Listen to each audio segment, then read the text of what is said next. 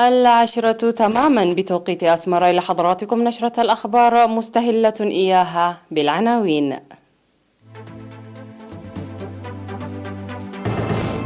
الاحتفال بعيد الصليب في ساحة كنيسة التوحيد الأرثوذكسية الإريترية. المؤسسات الصحية في مديرية رعتة تقدم خدمات جيدة. الجهود الجارية لاعتماد معاق الحرب على ذاتهم تحقق نتائج مشجعة. رئيس الوزراء اللبناني المكلف مصطفى أديب يعتذر عن تشكيل الحكومة. ارتفاع عدد ضحايا تحطم طائرة نقل العسكرية في أوكرانيا إلى 26 قتيلا. والصحة العالمية تتوقع وصول وفيات كورونا إلى 2,000,000 قبل التوصل إلى اللقاح. أهلا بكم.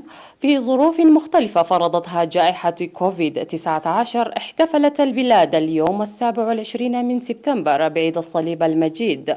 المزيد من التفاصيل في سياق التقرير التالي بصوت الزميل قاسم أحمد.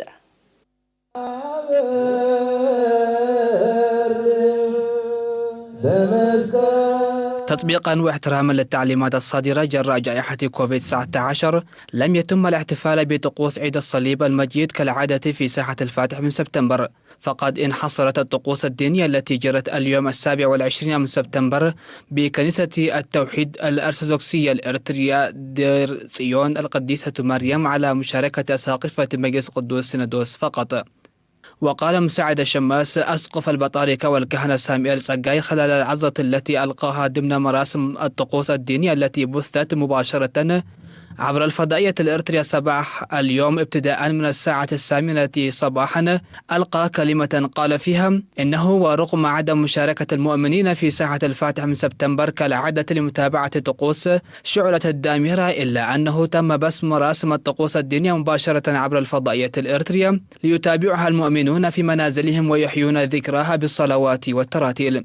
وبعد تأدية مراسم القداس بقيادة كبار البطاركة والقساوسة وأعداء ساقفة القدوس سينودوس وكذلك طقوس تمجيد القديسة مريم، قدمت الوعظة الدينية والتعاليم عبر ساقفة الدير صيون القديسة مريم بالإضافة إلى التراتيل والتسابيح وترديد الألحان.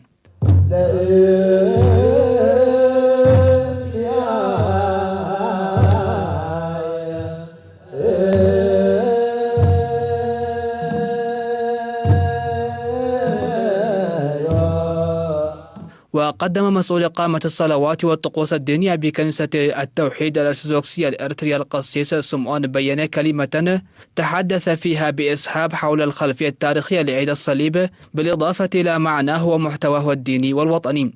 في الختام قام كل من نيافة الأنبا الأب بطرس رئيس كرسي أسقف البطاركة ونيافة الأنبا الأب لوقاس النائب في مجلس ساقفة قدوس سينودوس، وكذلك نيافة الأنبا الأب باسيليوس رئيس إدارة كرسي البطاركة بإشعال الدامرة في ساحة كنيسة التوحيد الأرثوذكسية الإريترية دير صيون برفقة البطاركة والكهنة حاملين الصليب.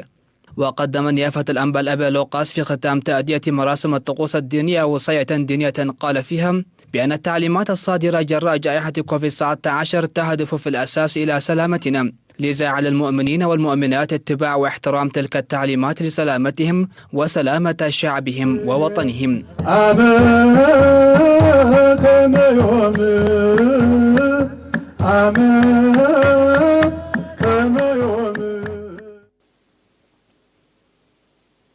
صرح الممرض أحمد علي دنابة مسؤول المؤسسات الصحية في مديرية رعتة بأن تسليح تلك المؤسسات بالكادر الصحي الكفؤ والأجهزة الطبية ساعدها إلى تقديم خدمات صحية أفضل. أوضح الممرض أحمد بأن هذا العام بذلت جهود لتوسيع وتطوير الخدمات الصحية، حيث تلقى مستشفى طيعو الأهلي على أجهزة طبية تساعد في تقديم خدمات خاصة للأطفال المتضررين وإنشاء خدمات المختبر الطبي في عيادة أيومن، فيما زاد الكادر الصحي من حيث العدد والكفاءة. وذكر بأن استفادة المواطنين العالية خير دليل على ترسيخ الوعي العالي وارتفاع عدد الذين يتلقون الرعاية الصحية في المؤسسات الصحية خلال الأشهر الستة الماضية مقارنة بالفترة الماضية المماثلة بنسبة 24%، وطب الأطفال تحت وفوق 5 سنوات بنسبة 47%، والمرضى المواظبين على الرعاية الصحية المنتظمة بنسبة 60%. في الختام، قال مسؤول المؤسسات الصحية في مديرية رعتة الممرض أحمد علي دنابة إرسال الحوامل إلى مدينة عصب لإجراء العمليات الجراحية، داعيا لتهيئة أجواء تساعد إنشاء أجهزة طبية لإجراء العمليات الجراحية في مستشفى طيعو الأهلي. هذا ويوجد في مديرية رعتة مستشفى أهلي واحد و3 مراكز صحية وعيادة واحدة.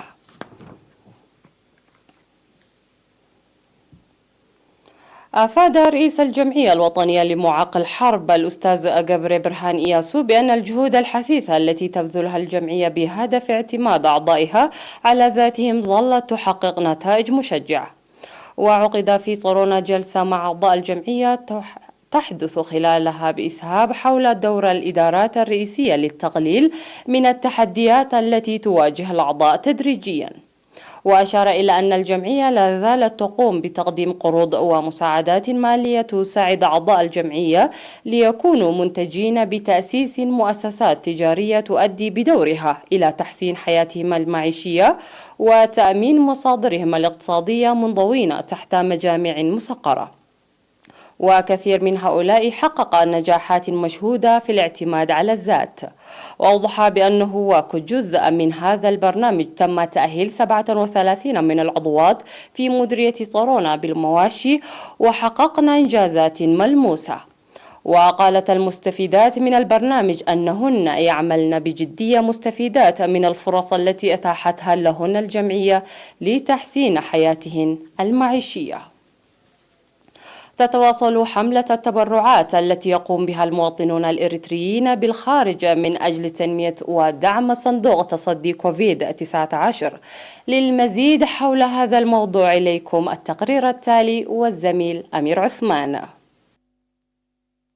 أفادت المعلومات الواردة من السفارة الإريترية في جمهورية جنوب السودان بأن الإريتريين المقيمون في الجمهورية تبرعوا في المرحلة الثالثة من مراحل تبرعهم لتنمية صندوق تصدي كوفيد-19 $102,650 أمريكي و1,138,350 جنيه جنوب سوداني. وبموجب ذلك تبرع عمال شركة المياه سبانايل $300 وعمال إيجل إنترناشنال $450 وعمال مخبز أوروتا $325 وعمال مؤسسات تجارية مختلفة $42,615 و666,600 جنيه. والجالية الإريترية في كاجوك $1,080 والجالية في أول $1,465 والجالية في واو $400 و35,000 جنيه. والجالية في نوملي $500 والجالية في يامبيو $350 والجالية في أروا جاكسون $200 و15,000 جنيه. ولا سيما الجالية في توريت $200 و15,000 جنيه والجالية في رومبيك $895 وكذلك فرع الجالية في تومبينغ 2000 $800 و163,750 جنيه. وكما تبرعت الجالية الإريترية في فرع أطلع برا $2,050 وجالية فرع برج $1,550 و34,000 جنيه. وجالية فرع شركات $500 و162,000 جنيه. والجالية فرع مونيكو $52 وجالية فرع جبل $3,470 وجالية فرع كاستوم $200 و45,000 جنيه. وجالية فرع غومبو $550 وجالية فرع غودلي إتنان $1,100. في غضون ذلك تبرع تنظيم شباب الجبهة في جمهورية جنوب السودان $200 وصاحب مؤسسات تمازغن للتجارة العامة $5,000 وصاحب مؤسسة إيست أفرو كونستراكشن إنجينيرينج إن تريدينج كامباني $3,000 وأصحاب مؤسسات زالا للتجارة العامة $600 وكذلك أصحاب مؤسسة كانان كامباني ليميتد $10,000 وأصحاب المؤسسات التجارية $17,000 $200 أمريكي. وأفادت المعلومات الواردة بأن مجمل تبرعات الإريتريين المقيمين في جمهورية جنوب السودان بلغ $510,644 أمريكي و3,784,050 حيث كانت التبرعات في المرحلة الفائتة $407,994 أمريكي و2,645,700 من جهة ثانية، بلغت مجمل التبرعات التي تبرع بها المواطنين المقيمون في إيطاليا والتنظيمات الوطنية وكذلك الأفراد والجمعيات خلال الأشهر الستة الماضية لتنمية صندوق تصدي كوفيد-19 بلغت €411,605. وقد تبرع فرع الاتحاد الوطني للمرأة الإريترية في مدينة باري €300 وفرع المرأة بمدينة أبروزو $200 وجمعية أستر إيو مريم روما €2000 وجمعية القديس ميكيل بنابولي €2000 وكنيسة ملء الجيل الفرنسي €500 وجمعية حلنا ميلانو €4000 ومجموعة صنعة جرمن €6100 وأعضاء جمعية القديس جرجس بمدينة هانوفر €3054 وجمعية 20 يونيو أفنبرغ €1000 وكذلك جمعية مدهاني ألم أمهات فرانكفورت وضواحيها €1000.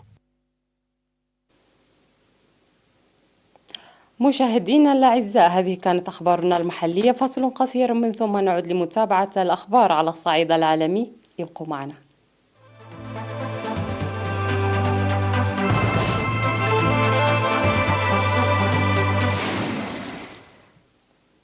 أهلا بكم مجددا. أعلن رئيس الوزراء اللبناني المكلف بتشكيل الحكومة مصطفى أديب تنحيه عن منصبه، وذلك لأن التوافق لم يعد قائما وفقا لما صرح به من قصر بعبدة في بيروت. وعقب اللقاء مع الرئيس ميشيل عون، اعتذر أديب عن إمكانية تشكيل حكومة بعد مساع كثيرة مع الأطراف المختلفة في البلاد ووسط خلافات على توزيع حقائب وزارية. وكان أديب السفير السابق لدى برلين قد كلف بتشكيل حكومة في 31 من أغسطس، وحاول تشكيل حكومة اختصاصيين، لكن جهوده راحت سدى بسبب خلاف على الحقائب الوزارية، خاصة وزارة المالية التي سيكون لدى لمن يقودها دور حيوي في وضع برنامج لانتشال لبنان من الأزمة الاقتصادية الطاحنة.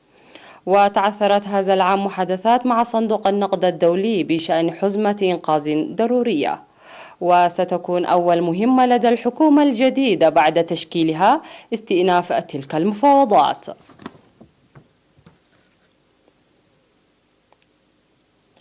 ارتفع عدد القتلى جراء تحطم طائرة النقل التابعة لسلاح الجو الأوكراني خلال رحلة تدريبية في شرق البلاد إلى 26 شخص على الأقل، أغلبهم طلاب في مدرسة عسكرية بحسب آخر حصيلة صدرت.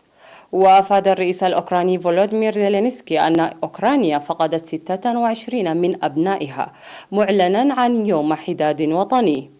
وكانت الطائرة المنكوبة تقول 27 شخصا، بينهم 7 من أفراد الطاقم و20 طالبا في المعهد الوطني للقوات الجوية الأوكرانية في خاركيف شرق لدى تحطمها. وتحطمت الطائرة وهي من طراز أنتونوف 26 خلال رحلة تدريبية على بعد كيلومترين من قاعدة توشهيف العسكرية بالقرب من خاركيف وفق خدمة الطوارئ. وشهدت أوكرانيا عدة حوادث طائرات عسكرية خلال رحلات تدريبية في السنوات الأخيرة.